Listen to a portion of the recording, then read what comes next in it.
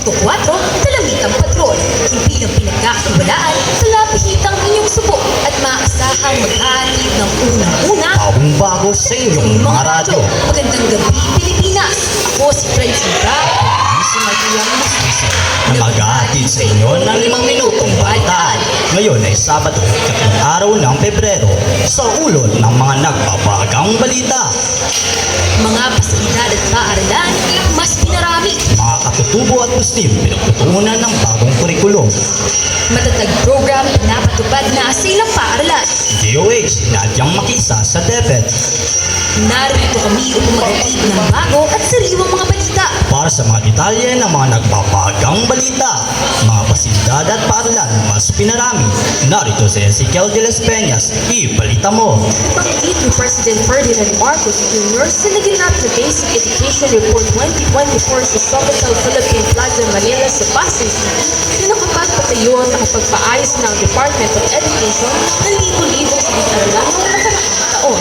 Isa sa layunin na DepEd na mas paramihin ng mga pasilidad, laboratorio at paaralan. Isa pa sa mga nabanggit ng Presidente na dahil nagbabago ang panahon, binibigyan pansin nila ang kalidad ng konstruksyon ng mga paaralan para mas mapagpatibay ito laban sa namang uri ng kalamidad.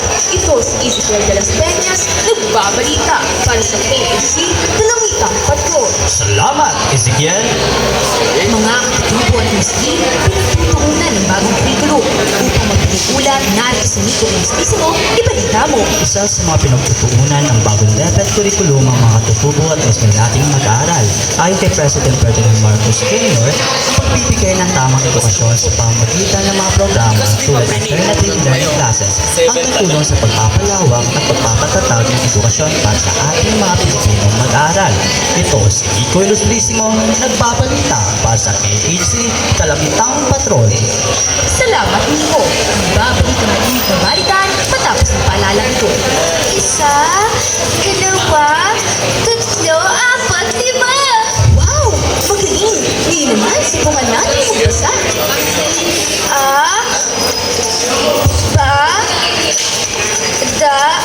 Teacher! Magbilang na lang po tayo! Nahihirapan po kasi ako magbasa eh! Huwag kang mag-alala! Dahil sa mas pinaayos na kurikulum, tiyak na mas matutulungan kita. Sama-sama natin suportahan ang bagong K-10 na tasang kurikulum para sa mas pinaayos at mas pinagagandang kinabukasan ng kabataan. Ito ay sa inyo ng Department of Education at ng himpilang ito. At nagbabalik ang 202.4 Dalamitang Patrol. Ang oras ngayon ay 2 minutong makalipas ang 8 ng gabi. Matatag program ipinapatupad na sa ilang paaralan. Narito sa UP Chumuoka, ibalita mo. Sinisimulan nang ipatupad ang mas pinaayos na K-10 matatag curriculum program sa 35 mga paaralan sa bansa. Layunin nito na mas bigyang tuon ng mga bata sa pagbabasa at pagpipila. Nakailalim dito ang Catch-up Fridays na naglalayong paunlarin ang pagkaunawa ng estudyante sa mga babasihin. Dahil aling Presidente Ferdinand Marcos Jr. nasa pagbabasa ang pag-asa. Muli ito si Yuki Chirooka, nagbabalita para sa KHZ Dalamitang Patrol. Salamat, Miyuki! DOH, nadyang makisa sa DepEd. Narito si Francine Proc, ibalita mo. Pinagpapatuloy ng Department of Education ang paglaganap ng school-based feeding programs na kung saan ang mga estudyanteng makikinabang ay maingat na pinipili. Ang mga school-based feeding programs kasama ang ilang kaparehong programang nutrisyon ng ibang mga ahensya ay nakaayon sa National Nutrition Program. Ang DOH ay inaadyang makipagtulungan sa DepEd sa pamamagitan ng pagpapabuti ng health centers na susuporta sa mga school-based health facilities at dental clinics. Ito si Francine Brock, nagbabalita para sa KHC Dalamitang Patrol.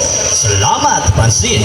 Mula sa pinagsamang pwersa ng KHC, ito ang mga nakalap na balita sa oras na ito. Ako si Francine Brock, At ako naman si Maiklian Ilustrisimo. naglilingkod sa inyo ng tapat at maasahang mag-aatid ng unang-una. Bagong bago sa inyong maradyo.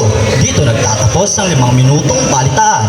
Hanggang sa muli, ito ang KHC 202.4